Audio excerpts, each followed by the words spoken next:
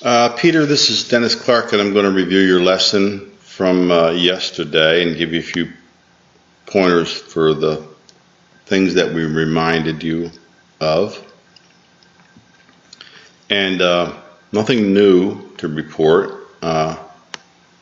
Your habit is one of what I would call, I'll redraw that line because I moved the camera. What I call getting to the ball too late, and the top of the golf swing, when you get to the top,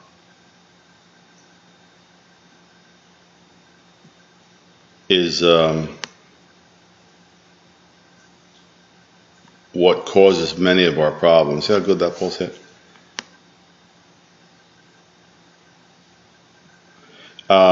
Is what causes many of our problems, because the first thing we have to do, the very first thing we have to do, I'll talk about your backswing in a minute. This camera's still moving. I didn't have it quite set. Let me see.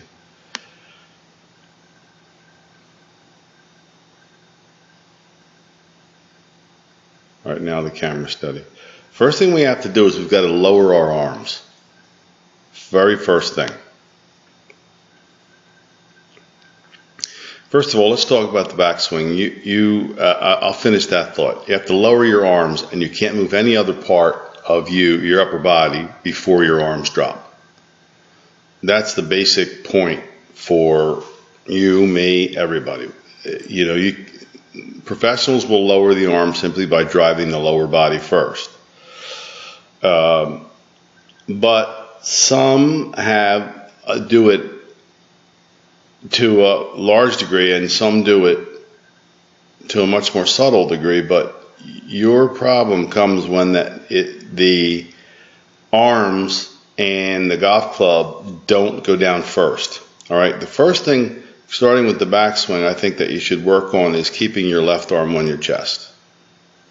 That would help you a lot, because this is a move that if you take it outside, away from you, then you've got to drop it back in. That's another thing that can make it late. The other thing I would do is I'd really work on that elbow staying down so that your club did not cross the line. Okay?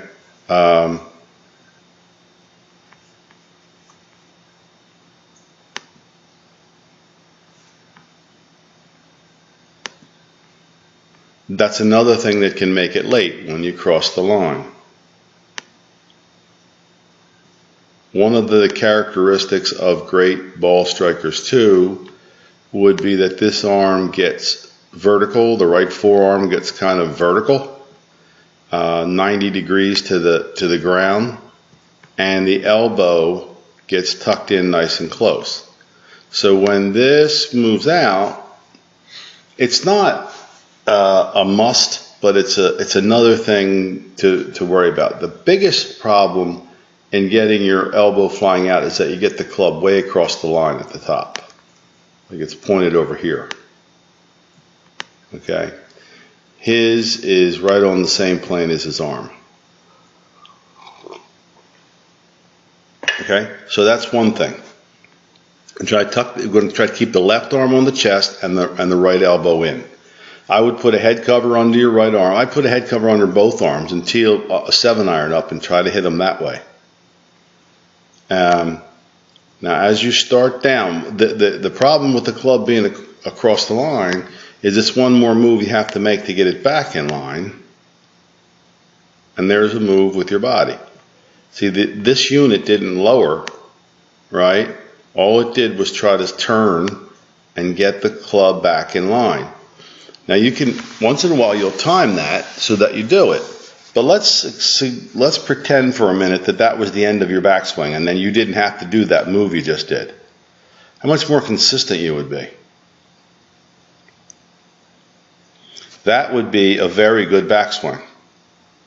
The rest of it is going to cause you a problem, because from this point on, now the arms start to lower. So let's watch that again. Okay, so the club can't hit from there, right? So it has to go that way first. So over here, what's the first thing that his arms do? Drop. Drop. Nothing out at all. Just a drop. Okay, over here, first move is not down, it's out. You're repositioning yourself to get the club into the line. So sorry, there might be a split delay in the tape there. I had to stop to answer a phone call. My point to you is that if you called this, if you said, okay, this is where I'm going to go for my backswing, you've got plenty of length, plenty of length. And now you start your downswing.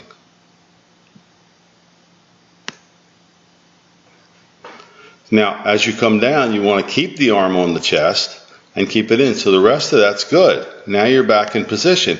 And with the move that you make, once in a while you'll do this, right? But you can't do it consistently if the right elbow flies and the left arm comes off the chest. Let me go back here for a minute and I'll show you. Watch the left arm on the chest. Left arm on the chest, tight. Right elbow in, tight. That's where it begins.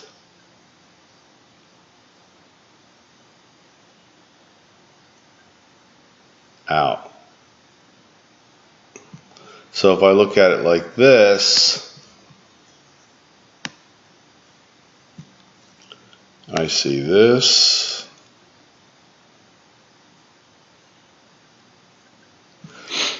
And when that happens, you're disconnected and you separate your arms from your body so they can't come down in time. So I'd really work on the left arm on the chest and the right elbow in to get you started.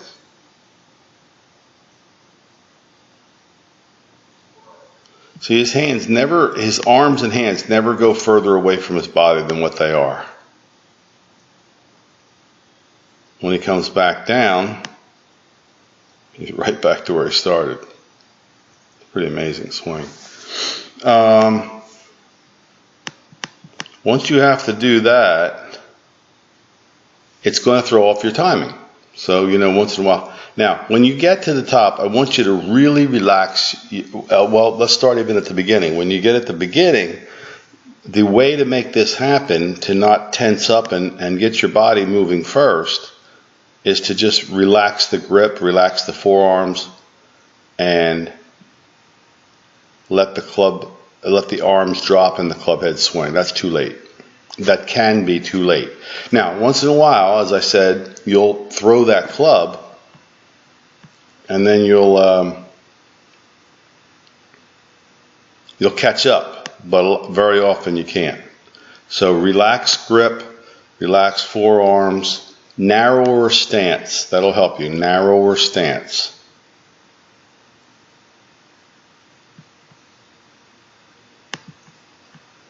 Now you've always had a little bit of a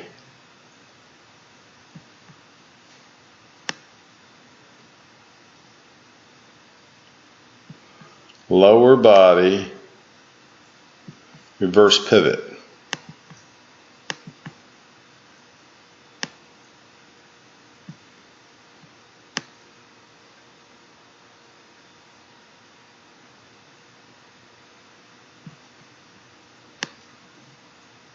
It's better than it used to be. But look, when you run yourself ahead of the golf ball, your chances now of getting down to the ball consistently are not as good as if your head was behind the ball.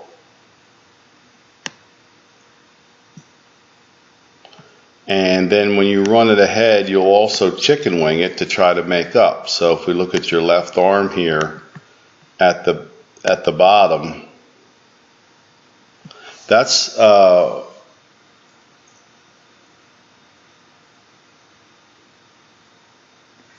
a inconsistency in the making right there.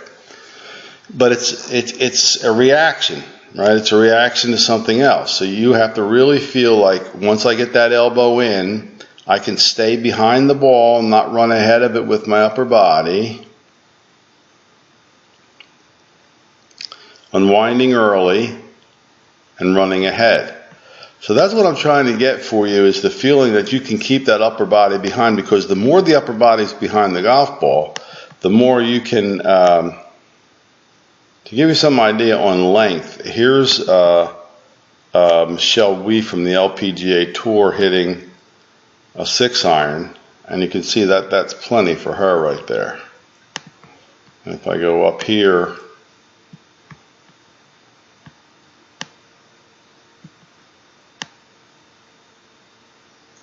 she'll stay behind that. There's the extension of the arm.